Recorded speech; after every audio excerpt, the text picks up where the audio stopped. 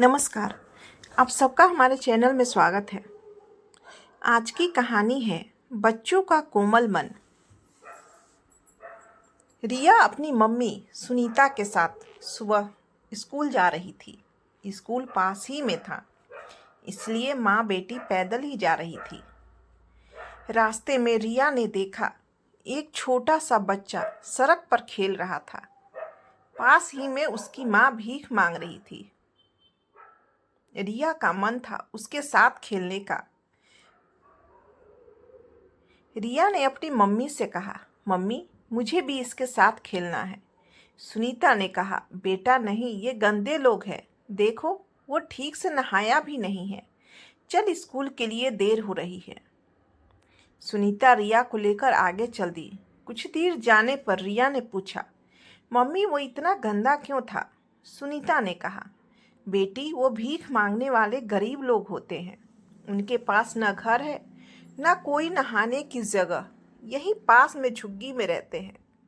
बातें करते करते स्कूल आ गया। रिया को स्कूल छोड़कर सुनीता वापस आ गई। इधर रिया अपनी क्लास में बैठी कुछ और ही सोच रही थी। वो बेचारा तो स्कूल भी नहीं जाता होगा। जब वो पढ़ेगा नहीं तो उसे भी भीख मांगनी पड़ेगी। स्कूल खत्म होने के बाद सुनीता रिया को लेकर घर चल दी। रिया ने रास्ते में देखा वह बच्चा वहाँ नहीं था, उसकी माँ भी नहीं थी। रिया बोली, मम्मी वो बच्चा और उसकी माँ कहाँ चले गए?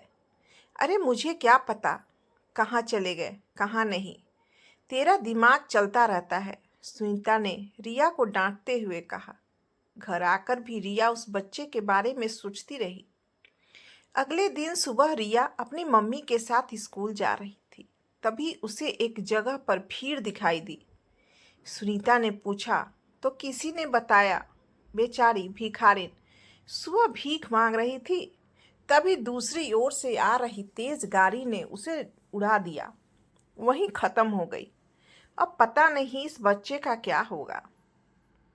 रिया ने देखा वही बच्चा अपनी माँ के पास बैठा रो रहा था। सुनीता ने और रिया आगे स्कूल के लिए चल दिए। रिया ने पूछा, मम्मी अब इस बच्चे का क्या होगा? सुनीता ने कहा, बेटा अभी पुलिस वाले आएंगे, उसे ले जाएंगे। बाद में उसे किसी अनाथ आश्रम में छोड़ देंगे। रिया को कुछ समझ नहीं आया। वह बहुत कुछ जानना चाह रही थी, लेकिन तभी स्कूल आ गया। दोपहर को स्कूल से आते समय रिया ने देखा वहाँ कोई नहीं था। घर आकर रिया ने खाना भी नहीं खाया। शाम को उसके पापा राकेश आए तो रिया ने कहा, पापा वह जिस लड़के के बारे में मैंने आपको कल बताया था, आज उसकी माँ मर गई। पापा, क्या हम उसे अपने साथ नहीं रख सकते?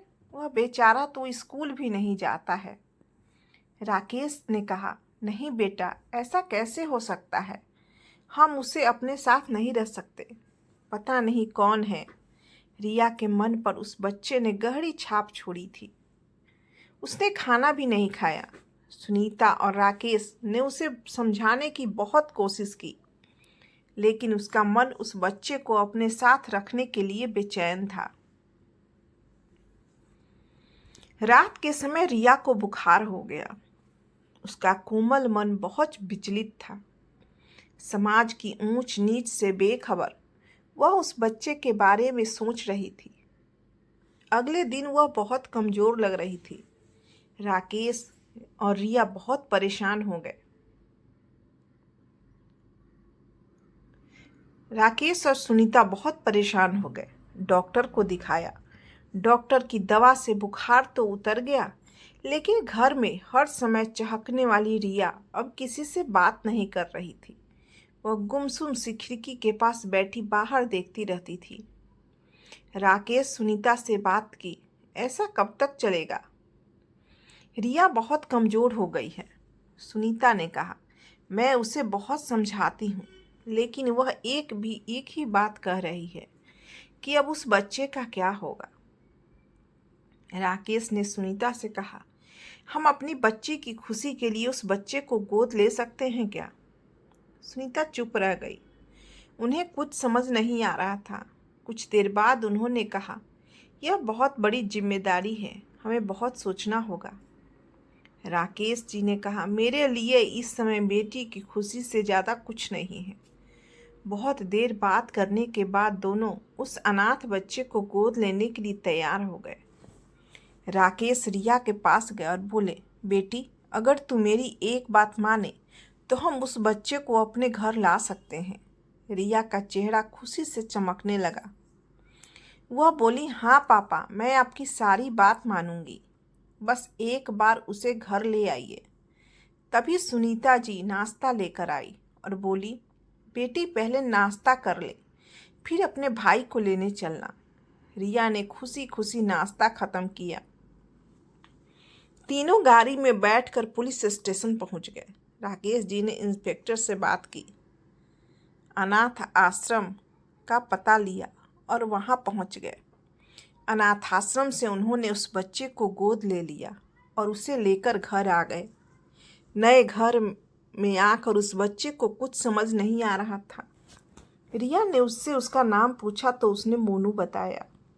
सुनीता ने उसे नहा धुलाकर अच्छे से तैयार कर दिया, उसे नए कपड़े पहना दिए। अब वह किसी राजकुमार से कम नहीं लग रहा था। रिया और मोनू दोनों खेलने लगे। कविता उसे अपने सारे खिलौने दिखा रही थी। रिया को खुश देखकर राकेश ने कहा, आज मुझे अपनी बेटी पर गर्व महसूस हो रहा है, वरना लोग ऐसे बच्चे को देखकर मुंह बनाते हैं और अलग हो जाते हैं। इस तरह एक अनाथ बच्चे को एक घर मिल गया और माता पिता भी। यह कहानी आपको कैसी लगी हमें कमेंट कर जरूर बताएं। इस तरह की कहानी आप यहाँ पढ़ और सुन सकते हैं। तो बने रहिए हमारे साथ और हमें अपना प्यार और सपोर्ट दीजिए। धन्यवाद।